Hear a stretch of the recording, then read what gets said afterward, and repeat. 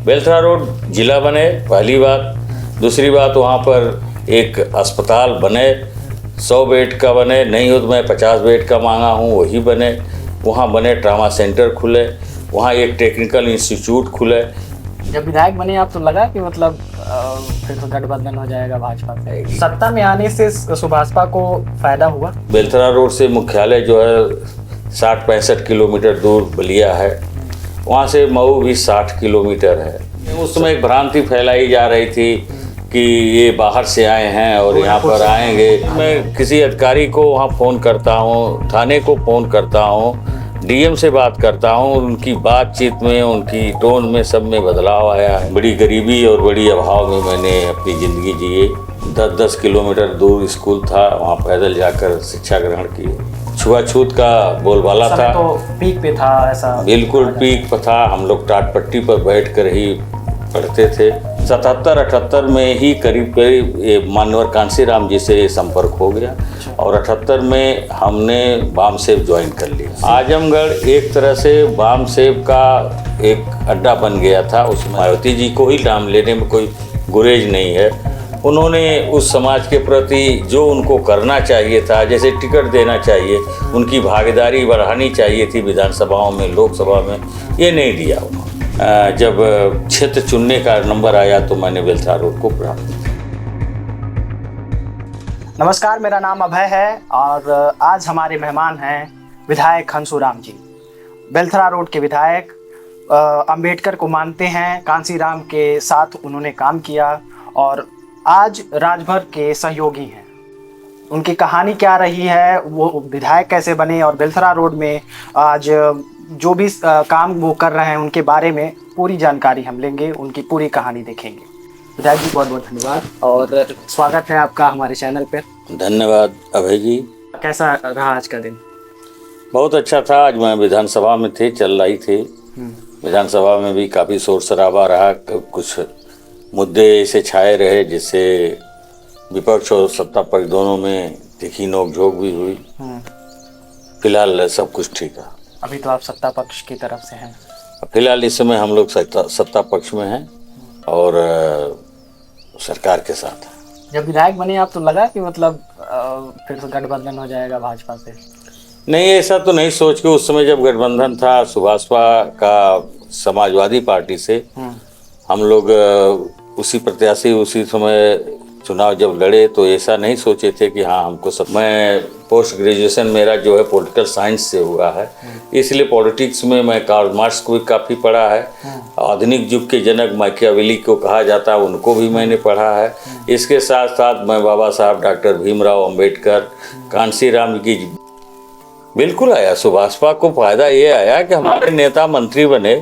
पहले थे कि जाकर जनता से कहते थे कि ये काम करेंगे, कराएंगे। आपको कितना इजी होता है काम करवाना सरकार से? अब सरकार में हम सत्ता की ओर से मैं किसी अधिकारी को वहाँ फ़ोन करता हूँ, थाने को फ़ोन करता हूँ, डीएम से बात करता हूँ, उनकी बातचीत में, उनकी टोन में, सब में बदलाव आया है। काम जो है मैं वैसे भी जेन्युइन काम में ही विश्वास करता हूँ। मैं जल्दी बहुत ही उल्टी सीधी सिफारिश नहीं करता हूँ। मैं अधिकारी रहा हूँ, इसलिए मैं उसकी परख के अनुसार ही कि ये काम होने लायक है, ये नहीं है, उसके बारे में मुझे जानकारी है, मैं उसी तरह की सिफारिश करता हूँ और मैं गलत सिफारिश में विश्वास नहीं करता। मैं समझता हूँ मेरा 90% जो मैं कहता हूँ काम होता है। कैसे शुरू हुई कहानी? जन्म कहाँ हुआ? अब मेरा जन्म आजमगढ़ में एक गांव है, पतला गौसपुर गांव है और मैं 1955 में पैदा हुआ। बड़ी गरीबी और बड़ी अभाव में मैंने अपनी ज़िंदगी जिए।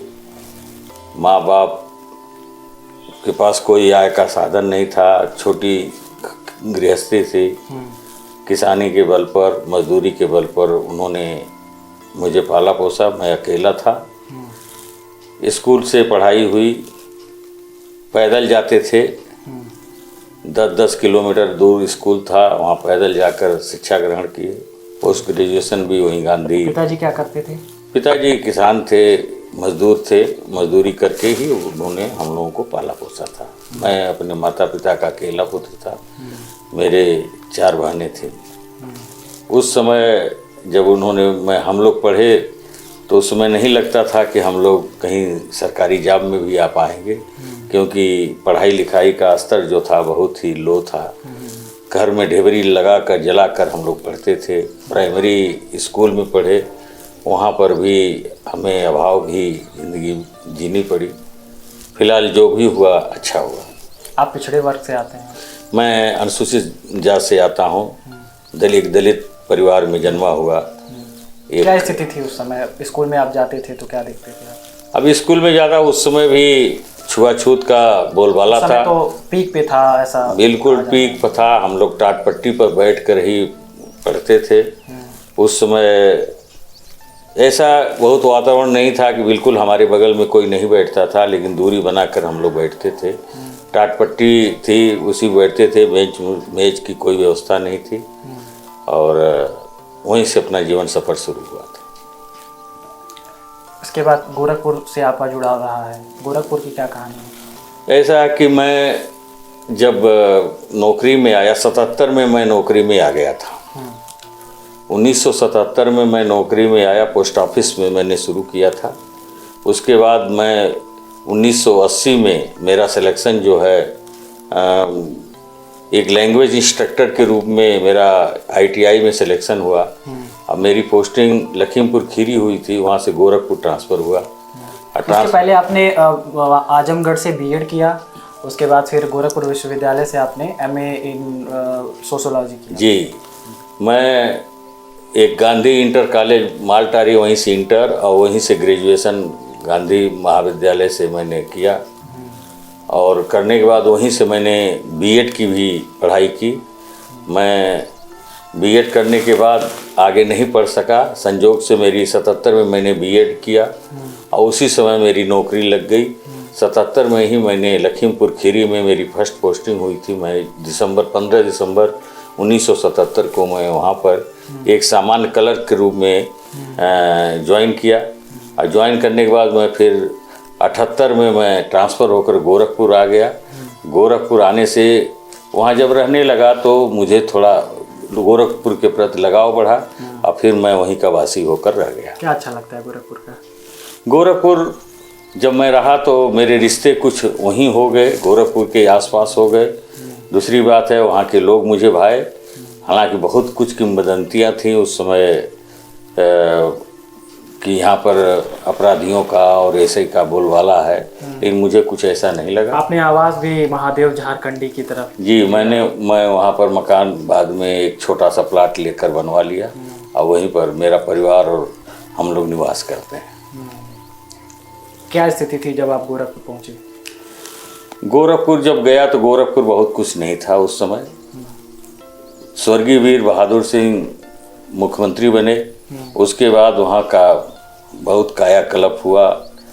रामगढ़ ताल जो था वहाँ पर, उसकी परियोजनाएं जो वहाँ पर जब शुरू हुई तो वहीं से सुंदरता जो है गोरखपुर की थोड़ी बढ़नी शुरू हुई, और वहीं के बाद से उसका उत्थान शुरू हुआ। बाद में बीच में ठहर सा गया था कि, लेकिन महाराज जब योगी आदित्यनाथ जी वहाँ मुख्यमंत्री बने, उसके बाद वहाँ की विकास ने गति पकड़ी, और इस समय गोरखपुर मैं जानता हूँ कि हमारे देश के मानचित्र पर एक अपना स्थान रख रहा है। लोग बताते हैं कि आप बचपन से ही कैंपेनिंग करते थे, आप लोगों को जाके जागरूक करते थे जब आप पढ़ाई कर रहे थे। ऐसा जब मैं 1974 में इंटर कर रहा था तो उस समय मेरी मुलाकात है एक तप्पे राम शास्त्री जो आज स्वर्गीय हैं, पेशे से अध्यापक थे, उनसे मुलाकात हुई। वो टोटल उनका समाज सेवा में बहुत ही अटूट श्रद्धा थी, उनसे हम लोग बहुत प्रभावित हुए। 74 में जब हम साइकिल से स्कूल जाते थे, शाम को लौटते थे तो 5 या 6 बज जाते थे। स्वर्गीय तप्पे राम शास्त्री के सौजन्य से जो भी हो, किसी न किसी गांव में एक जन जागरण अभियान हुआ करता था, जन जागरूकता का एक चौपाल लगती थी। उस गांव में हम लोग जाते और प्रायः अंधेरा होते होते अपनी बात शुरू करते थे, क्योंकि वहाँ पर उजाले की व्यवस्था नहीं थी। तो थोड़े से अंधेरे में ही सही हम लोग आधे घंटे 1 घंटे का सामाजिक बुराइयों के बारे में, कुरीतियों के बारे में, जैसे दहेज है, बाल विवाह है, नशाखोरी है, आदि के विरुद्ध हम लोग अभियान चलाते थे और उनको संदेश देते थे कि आप इससे दूर रहें। मतलब 12वीं के हंसूराम को ये पता था कि मैं आगे आने वाले समय में राजनीति में आने वाला हूँ और उसी समय से लगे हुए थे कि हाँ सेवा समाज की करनी है? नहीं, ऐसा आभास तो नहीं था, लेकिन किसके मन में नहीं होता है। मुझे ये था कि मैं समाज के प्रति मेरा कुछ दायित्व बनता है, और जो हमारे शोषित पीड़ित और दलित भाई हैं जो आज अभाव की ज़िंदगी जी रहे हैं, बहुत ही पीड़ा में हैं, अगर इनके लिए हम कुछ करते हैं तो वो हमारे लिए बहुत अच्छा होगा। तो वहीं से एक प्रेरणा जगी और एक प्रेरणा मिली कि उनके लिए कुछ करने के लिए आगे हमको कुछ करेंगे तभी हम इनकी कुछ सेवा कर पाएंगे। वहीं से राजनीति में आने का तो कोई बहुत बड़ा इरादा उस समय नहीं था, लेकिन समाज सेवा का संकल्प उसी समय हम लोग लिए। बाद में 77-78 में ही करीब करीब माननीय कांसीराम जी से संपर्क हो गया। और 78 में हमने वामसेव ज्वाइन कर लिया। सेवा में आने के बाद? सेवा में आने के बाद उस समय आप गोरखपुर में थे? मैं गोरखपुर में था, वामसेव हम ज्वाइन कर लिए। फिर 78 के बाद मान्यवर साहब से कई बार आजमगढ़ में भेंट हुई, स्वर्गीय बलिहारी जी वहाँ पर, तब उस समय एक वो भी क्लर्कल जॉब में थे, लेकिन वो बहुत प्रभावित थे। आपके दिमाग में कांसीराम जी की? कांसीराम जी देखिए, सामाजिक परिवर्तन के जो जनक कहा जाता है, वास्तव में वो आदमी मसीहा था। शोषित पीड़ित दलित वर्ग का उन्होंने जो सोया हुआ समाज था, कभी वो सोच नहीं सकते थे हम कि हमारा समाज जो है इतना आगे बढ़ेगा। उस सोए हुए समाज को कांसीराम जी ने जगाया, उनको अपने पैरों पर खड़ा होना सिखाया, उन्हें स्वाभिमान से जीना सिखाया, और उन्होंने जो हमको दिया, जो अमूल्य धरोहर दी, उसको हम कभी भी भुला नहीं सकते, और वो चीज़ हमारे लिए बहुत ही अमूल्य है। क्या बताते थे आपको जब मिलते थे तो? जब मिलते थे तो उन्होंने यही कहते थे कि तुम क्या करते हो, तो एक अपना प्रोफेशन बताता था आदमी। वो कहते थे कि जो मिलो तुम 1-5 को शिक्षित करो, उनको बताओ, उनको अच्छी शिक्षा दो, दीक्षा दो, उनको अपने पैरों पर खड़ा होना सिखाओ, वो समाज में कहीं डर के न रहें। अगर उनको ये भी बताओ कि तुम्हारे साथ क्या हुआ है, अगर उसको 10 बार बताओगे तो उसको गुलामी से संघर्ष करने की उसके अंदर क्षमता आएगी, और वह खुद झाड़ पोंछ के खड़ा हो जाएगा। वामसेव ने एक तरीके से कहें, कांसीराम जी ने समाज को ताकत दी, उसके बाद उस ताकत से वामसेव बना। और वामसेव एक तरीके से ताकत में तब रहा जब उसके पीछे कई कर्मचारी जो सरकार में थे, सत्ता में थे, उसके अलावा कुछ मजबूत लोग उसका सहयोग कर रहे थे। उनका बनाने का उद्देश्य ही यही था कि हमारा गैर राजनीतिक एक संगठन है, वो बनेगा। उनको जब कहीं राजनीति, आपको कैसे पता चला वामसेव के बारे में? वामसेव के बारे में देखिए, बलिहारी बाबू वहाँ पर थे, वो मान्यवर कांसीराम जी के संपर्क में पहले आए। आजमगढ़ एक तरह से वामसेव का एक अड्डा बन गया था। उसमें रमाशंकर जी थे, गांधी आज़ाद जी थे, बलिहारी जी थे। इन लोगों से बड़ा साथ में बैठने उठने और उनसे प्रेरणा लेने का बहुत ही मिला। फिर वहीं से हुआ कि हम कर्मचारी हैं और अधिकारी भी, अगर कुछ जो भी बनते हैं, अगर हम समाज के लिए ही कुछ अगर डोनेट करते हैं, कुछ करते हैं, या उनको हम जागरूक करते हैं छोटे छोटे चौपालों के माध्यम से, गोष्ठियों के माध्यम से, या कठपुतली और ये जो ट्रेडिशनल मीडिया होती है उसके माध्यम से, अगर उनको, क्योंकि जो आदमी पढ़ा नहीं है, लिखा नहीं है, उसको हम बहुत भाषण देकर नहीं पिला सकते थे, तो उनको ट्रेडिशनल मीडिया का सहारा हम लोग लिए। कठपुतली है, गाना बजाना है, उनकी उन्हीं भाषा में जैसे वो बैठें और 10 मिनट सुने, इस तरह की हम लोग चीज़ अपनाए, और वो धीरे धीरे धीरे धीरे वो आज ऐसा हुआ कि वो एक जागरूक और पढ़ा लिखा समाज तैयार हुआ। जब मैं बराबर मिलता रहा, और इस तरह से हमारा कार्य ही समाज सेवा का हुआ। सोशल वेलफेयर में लगातार काम करते रहे, जो भी ज़रूरत होती किसी को, जो भी छोटी मोटी सहायता करना है और सब करना, उसको हम समय समय पर करते रहते थे। सेवा में रहते हुए भी कोई राजनीति से हमको मतलब नहीं था, लेकिन सेवा में रहते हुए उस समय फिर धीरे धीरे जब काम करते रहे तो बहुजन समाज पार्टी में इच्छा जगी कि बहुजन समाज, जब मैं 31 दिसंबर 2014 को रिटायर हुआ तो लगा कि मुझे आगे कुछ काम करना चाहिए, और लोगों ने भी कहा, प्रोत्साहित किया कि आप सोशल वेलफेयर के काम में, समाज सेवा के काम में बराबर लगे रहे हैं। कुछ जनता के लोगों ने भी, आम लोगों ने भी। तो गोरखपुर में डिप्टी डायरेक्टर थे आप? जी, उस समय मैं सूचना विभाग, हाँ, डिप्टी डायरेक्टर के पद से मैं रिटायर हुआ। इसके बाद मुझे लोग प्रेरित किए, तो मैं फिर राजनीति में आना कबूल किया। तो बसपा फिर बसपा ज्वाइन किया। बसपा से मुझे टिकट सलेमपुर विधानसभा क्षेत्र देवरिया का है, वहाँ से मुझे टिकट भी प्रभारी विधानसभा के रूप में मुझे दिया गया, लेकिन कतिपय कारणों से 5-6 महीने तक मैं रह पाया था। इसके बाद मेरा टिकट कट गया, लेकिन अनवरत मेरा जो जनसेवा का कार्य था, समाज सेवा का कार्य था, मैं उसमें लगा रहा, करता रहा।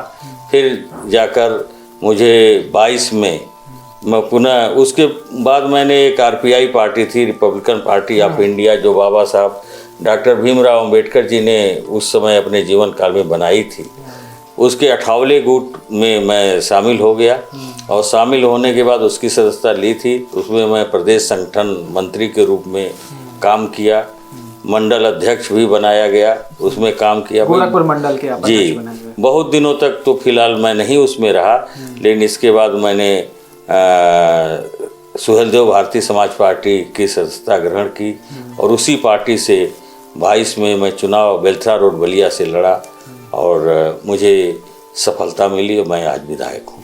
17 में क्या था, आपको क्या लगता है कि 12 उसके बाद 17 दोनों चुनाव जो है आप बसपा के करीब रहे हैं और आपने देखा होगा, तो क्या बसपा की कमजोरी रही कि पहले तो 12 का चुनाव फिर 17 के चुनाव में वो रिकवर नहीं हो पाई? देखिए, बार बार बसपा की एक कमज़ोर पक्ष यही रहा। हम लोग तो बहुत ही जिस समाज की उसमें रहनुमाई थी, जो समाज उसमें अपना बढ़ चढ़ कर हिस्सा लेता था, खुद बसपा का जो शीर्ष नेतृत्व रहा, जैसे आज मायावती जी को ही नाम लेने में कोई गुरेज नहीं है, उन्होंने उस समाज के प्रति जो उनको करना चाहिए था, जैसे टिकट देना चाहिए, उनकी भागीदारी बढ़ानी चाहिए थी विधानसभाओं में, लोकसभा में, ये नहीं दिया उन्होंने। अगर दिया भी तो वहाँ थोड़ी सी जो पैसे वाला जो ये बड़ी बात है, आप जिस पार्टी का आप फाउंडेशन ही दलितों पे और ओबीसी समाज पे रखा गया, उनको टिकट नहीं दे रही थी। नहीं, टिकट नहीं दी, उनको आगे बढ़ने का वो अवसर नहीं मिला कि वे आगे बढ़कर समाज के लिए कुछ करें। हाँ, ये जरूर है कि वो कोऑर्डिनेटर बनाए गए, जिलाध्यक्ष बनाए गए, लोगों को प्रेरित करने और सब करने, पार्टी के प्रति, पार्टी नेतृत्व के प्रति सब कुछ किया, लेकिन उनको जो राजनीतिक भागीदारी मिलनी चाहिए थी वो नहीं दिला पाए। 16 में जब आपको प्रभारी बनाया गया सलेमपुर का, तो उस समय क्या कहा गया था? 16 में प्रभारी बनाया गया, ये भी मुझे एक दुख है कि जब मेरा टिकट काटा गया तो उस समय एक बहुत सामान्य परिवार के व्यक्ति जो एक राजगिरी का काम करते थे, मिस्त्री जो होती है जोड़ाई का काम करते थे, और उनको टिकट दिया गया और किसी को कहने से, और उनको फंडिंग करके लोगों ने टिकट दिलाया और दिलाकर उसका खेत बेचवा कर अपना पैसा भी वापस ले लिया। वो उसका बाद में टिकट भी कट गया, वो बर्बाद हो गया परिवार। तो इस तरह से उसमें भी तीसरे आदमी को बसपा ने टिकट दिया। और जो मैं जब प्रत्याशी था तो बहुत मैं विनिंग कैंडिडेट के रूप में माना जा रहा था, मेरा टीआरपी बहुत अच्छी थी, लोकप्रियता अच्छी थी, लेकिन वहाँ पार्टी तीसरे नंबर पर आई और बसपा का नुकसान हुआ। तो कहीं ना कहीं इंटरनली ऐसा लगता है कि बसपा की जो फील्ड है वो मजबूत थी उस समय, लेकिन वो कहीं ना कहीं खेल की वजह से नहीं, बसपा जो उसका मुख्य विचारधारा थी, जो पार्टी का हमारा शीर्ष नेतृत्व है, उस विचारधारा से बिल्कुल अलग हो चुका और वाली विचारधारा, हाँ, उसको छोड़ के फिर वो उसने दूसरा रास्ता, धीरे धीरे बसपा जो है आज बहुत ही सीमित वोट में जो सिमट गई है, उसके कारण जो है आज बसपा हाशिए पर है। उसका मुख्य जिम्मेदार उसका शीर्ष नेतृत्व ही है। जब आप चुनाव लड़ रहे थे 22 में, तो ऐसा कहा बसपा ने कि आप बसपा की टिकट पर लड़ेंगे? नहीं, बसपा को मैंने प्रयास ही नहीं किया। मैं जान भी रहा था कि बसपा टिकट दे, क्या ठिकाना है, क्या करेगी। कह तो रहे होंगे लोग कि आप हमारे पार्टी से लड़ेंगे। नहीं, कोई कहा नहीं, लेकिन चुनाव लड़ा, उन्होंने लड़ा, लेकिन बसपा के लोगों ने, अपने समाज के लोगों ने मुझे अच्छा समझा, मुझे देखा, समझा, मुझे समर्थन दिया और वोट भी किया और मुझे सफलता मिली। मैं उनके लिए मैं धन्यवाद ज्ञापित करता भी हूँ। बेलथरा रोड को क्यों चुना आपने? बेलथरा रोड ऐसा था, देखिए रिजर्व कॉन्स्टिट्यूंसी है, मंडल में 1 या 2 होती है। रिजर्व कॉन्स्टिट्यूंसी है जहाँ पर अगर हमारा पार्टी नेतृत्व जो था हमको कहा कि एक बार कहा जखनिया से आप प्रयास करिए, लेकिन जखनिया से बाद में मैं जखनिया भी गया, लेकिन मुझे अंततः कहा बेलथरा रोड से आप चुनाव लड़िए। और मैं बेलथरा रोड पहले से ही जाता रहा। वहाँ शारदानंद अंचल जी, स्वर्गीय शारदानंद अंचल जी थे, उनसे मैं बहुत प्रभावित था और मैं प्रायः उनके साथ कभी कभार चला जाया करता था। तो मैं इसलिए नहीं, कोई राजनीतिक उद्देश्य से नहीं, एक मतलब आपने बेलथरा रोड में पहले भी बहुत पहले हाँ मैं जाता होता रहा। तो ये जरूर है कि बहुत लोगों से संपर्क नहीं था, बहुत लोग नहीं इस बात को जानते थे, लेकिन बेलथरा रोड की भौगोलिक स्थिति, वहाँ के लोगों के रहन सहन, वहाँ का कल्चर और वहाँ की सारी चीज़ों को मैं जानता था। इसलिए मैंने जब क्षेत्र चुनने का नंबर आया तो मैंने बेलथरा रोड को प्राथमिकता दी। सुभाषपा से कैसे आपका लगाव हुआ? कैसे ऐसे बसपा से आप थे? वैसे तो सिमिलर ही विचारधारा कहते हैं कि कांसीराम की विचारधारा हमारी भी है, राजभर जी, लेकिन क्या लगता है मतलब अलग पार्टी बसपा से, वो अलग पार्टी? यही बात थी।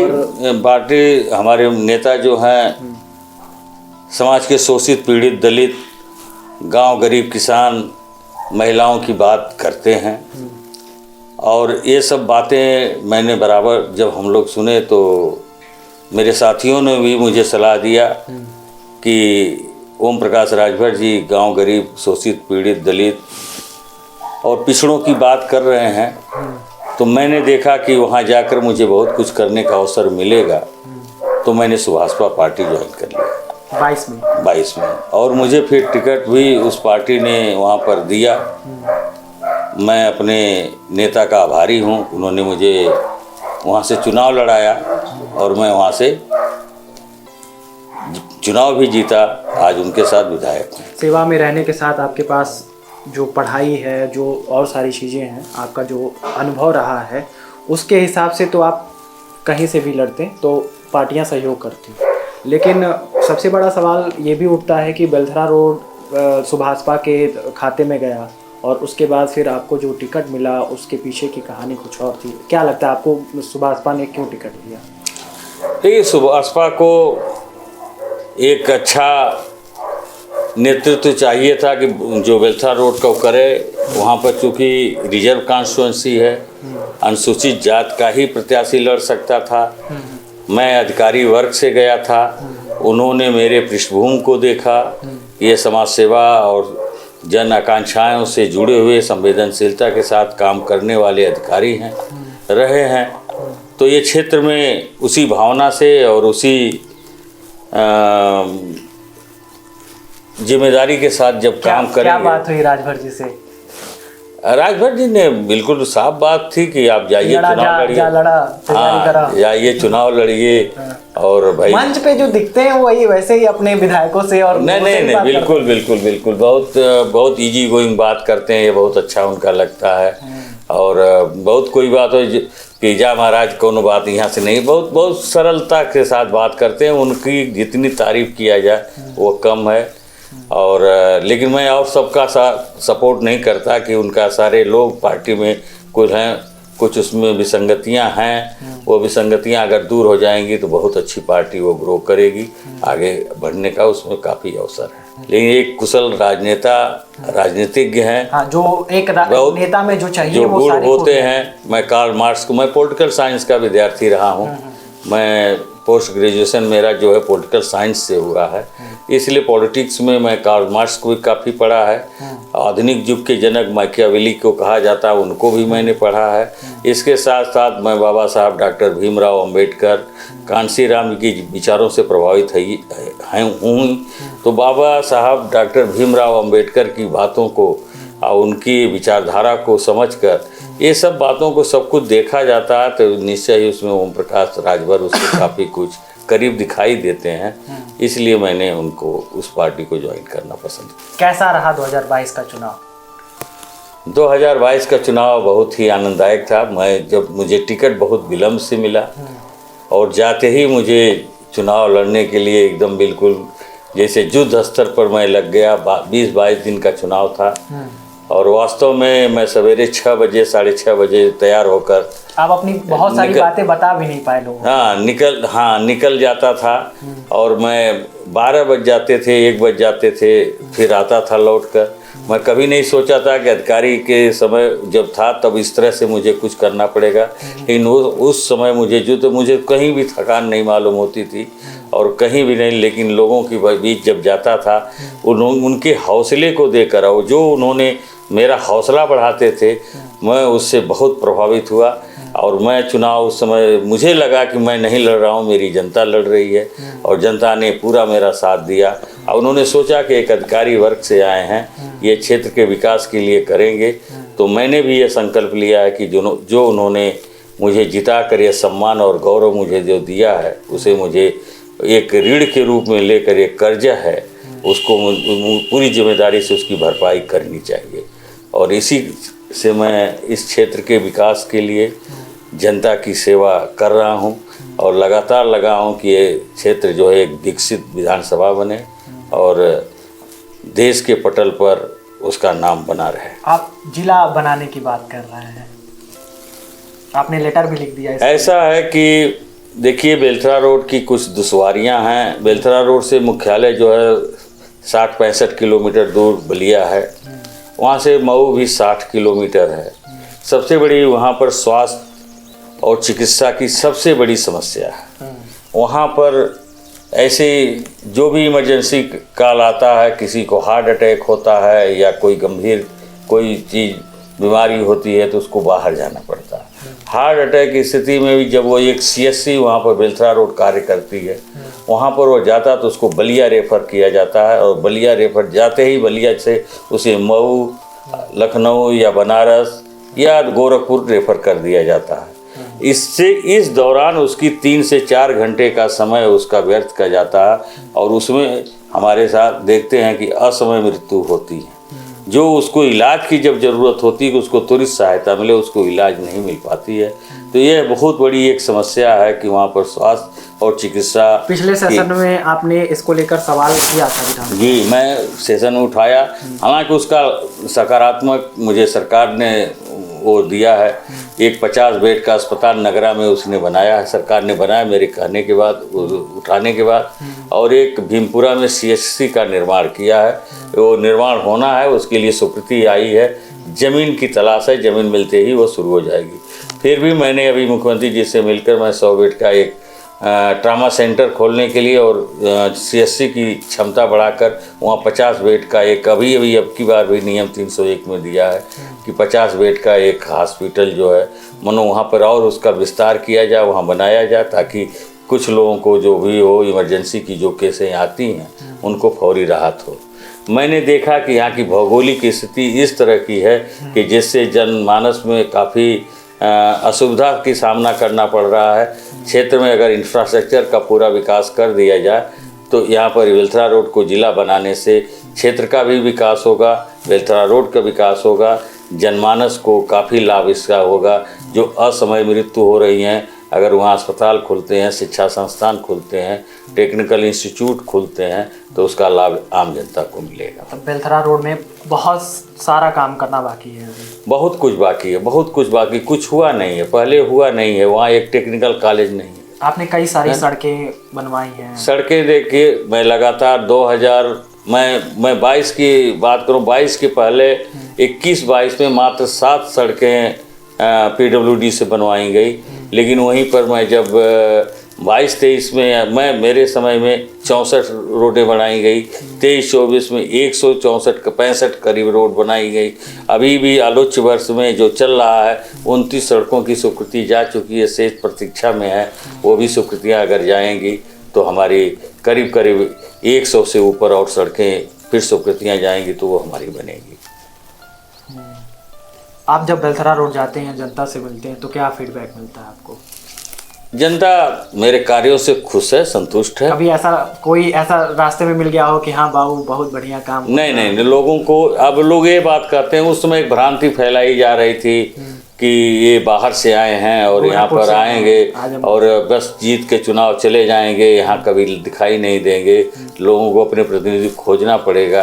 लेकिन अब देखते हैं कि नहीं, ये बराबर रहते हैं, क्षेत्र में रहते हैं, क्षेत्र की बातें करते हैं, क्षेत्र की समस्याओं पर ध्यान दे रहे हैं। वही समाप्त हो गई जब परिणाम आए और आप विधायक बने, उसके साथ ही वो सारी चीज़ें जी लोगों ने समाप्त किया, वो वहाँ पर हो गया था। लेकिन अब उन्होंने जब फिजिकली मुझे वहाँ देखा है, सब कुछ समझा है, तो उन्हें लगा कि एक कुशल और एक अधिकारी वर्ग से एक व्यक्ति को हम जो विधायक बनाए हैं, हमारा निर्णय गलत नहीं है। इसलिए सबका आज भी मुझे काफ़ी प्रोत्साहन मिलता है, इससे मैं आगे बढ़ने की मुझे प्रेरणा मिलती है। जो सपा के लोग आपके सहयोगी रहे चुनाव में, उनसे अभी भी बात होती है? नहीं, बिल्कुल होती है। सपा मेरा चुनाव लड़ी थी, सपा ने सहयोग किया था, और मैं अभी भी, मैं सपा के लोग हैं, कोई पार्टी को मैं, देखिए, मैं हमेशा समरसता में विश्वास किया हूँ। मैं समानता के साथ सभी लोगों का काम करता हूँ।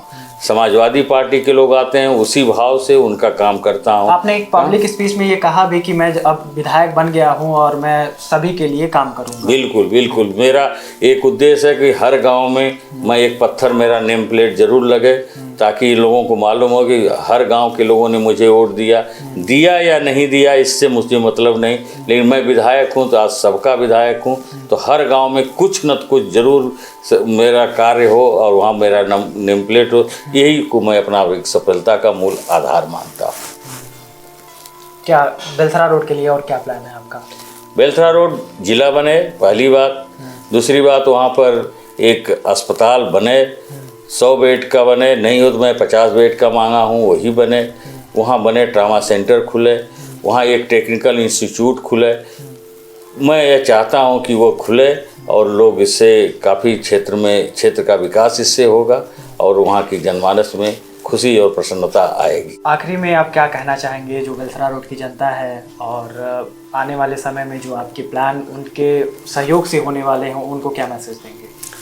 अब आने वाली जनता को मैं उनकी पूरी तत्परता से, निष्ठा से, ईमानदारी से उनकी सेवा में लगा हुआ हूँ। मैं चाहता हूँ कि मेरे क्षेत्र का समुचित विकास हो, सर्वांगीण विकास हो, समग्र विकास हो, हर चेहरे पर एक संतोष का रंग दिखाई दे और सबके चेहरों पर मुस्कान आए। मैं चाहता हूं कि हमारे क्षेत्र के लोगों की सुख समृद्धि बढ़े और वे अमन चैन से सारे लोग रहें। हमारे यहाँ सांप्रदायिक सद्भाव हमेशा बना रहा है। मैं चाहूँगा कि वो अमन चैन जो है आगे भी कायम रहे, और मैं यही चाहता हूँ कि आम जनमानस जो है, जैसे मुझे पहले देखा, अगर मेरी कहीं कोई कमी है तो मुझे वो बताएगा, मैं उसमें आगे बढ़ता रहूँगा। और मैं पहले ही वादा किया हूँ, मैं समरसता में विश्वास करता हूँ, बिना किसी भेदभाव के, पूरे समरसता के साथ, बिना किसी भेदभाव के सबके साथ हूँ, सबका काम करूँगा और क्षेत्र के विकास में बराबर लगा रहूँगा। बहुत बहुत धन्यवाद विधायक जी, हमसे बात करने के लिए। हमारे प्लेटफॉर्म के बारे में आप क्या? धन्यवाद। मैं बहुत अच्छा बलिया खबर के आज आपने मेरे साथ इतना समय दिया, आज मेरी बातों को सुना। मैं समझता हूँ कि इससे जो मेरे क्षेत्र के वासी सुनेंगे, उससे निश्चय ही उनको कुछ मेरे बारे में जानकारी मिलेगी। यही मेरी बहुत बड़ी खुशहाली होगी। यही हमारा उद्देश्य भी है कि जो आपके जनप्रतिनिधि हैं उनके बारे में आपको जानकारी हो, और उनसे कुछ सवाल भी जो आपके थे हमने पूछे। आप अपने सवाल कमेंट बॉक्स में ज़रूर लिखिए, और क्योंकि अगले सेशन में अगला जो इंटरव्यू होगा उसमें हम विधायक जी से वो सारे सवाल करेंगे। बहुत बहुत धन्यवाद। धन्यवाद।